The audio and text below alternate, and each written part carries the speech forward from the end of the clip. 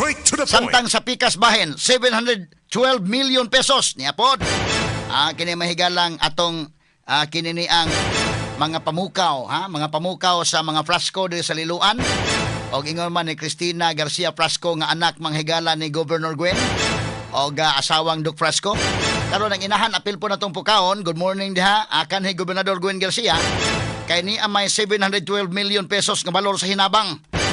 Sa National Housing Authority wa madawat sa 71 mil ka mga biktima sa bagyong Odette dinhi sa Sugbo og nabalik ang pundo ngadto sa National Treasury human wa magkasinabtanay.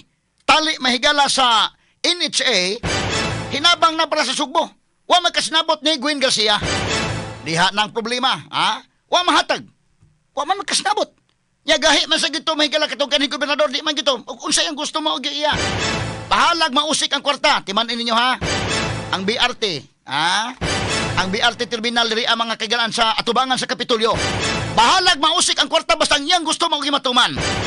Tarawa, unsa may nitabo, gipatukod na mga sukitig paminaw pila na gasto. 30 milyon na matud pa ang gasto. Una pa niya gipatangtang. Good morning kanhi Governor Gwen. Pariha mong Cristina Frasco, ako mong gigreet karon og mayong buntag pamukaw kinis kabuntago. Hala, kapi-kapi na mo din ha. Samtang maminaw sa tong isyo, kapi-kapi sa mo sa EXL Coffee Mix 17 in 1. Pero di lang na to kumpetensyahan, kaya naan man dahi damay kapi din si Frasco nga 3 in 1 po. Karon mo taga-tagan tanig pagtagad sa itong pabanuban mahigalan ng atong tulumanon ug inyong tulumanon.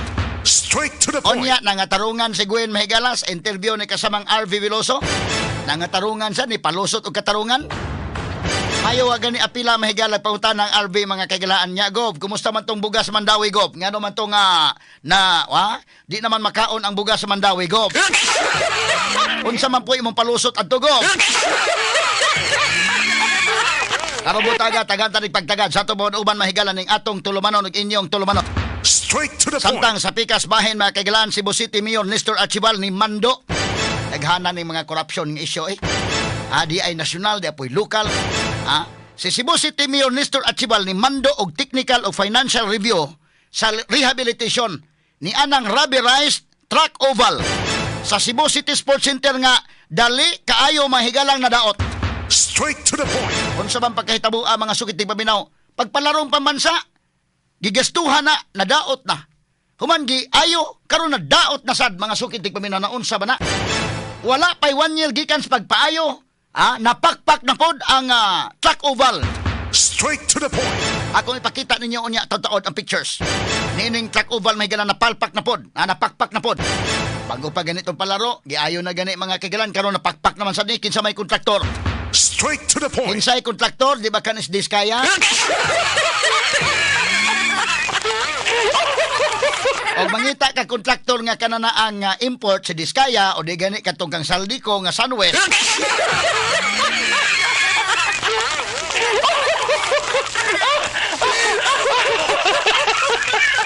Nisulod na pod og unsa man na inyo flood control project karon nisulod na pod mo og pamutang og guma sa mga truck over. Inyo na lang yung sudlan ang tanan.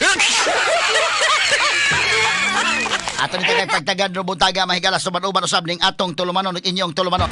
Straight to the Sa point. pikas bahin ang PDEA 7 ni insister gyud ang Philippine Drug Enforcement Agency 7. Ni insister gyud sila manghigala nga taod-taod na nilang gipanid-an ang kalihukan sa anak sa kapitan dinha sa dakbayan sa dinisdakpan sa Sugbo nga nagtrabaho usab sa barangay hall sawa pa nila madakpi sa bypass operation. Straight to the point. Matod pa mahigala sa PDEA, dugay na, gidungog na kanang anak sa kapitan din nga tigamitan og drugs og tigbaligya.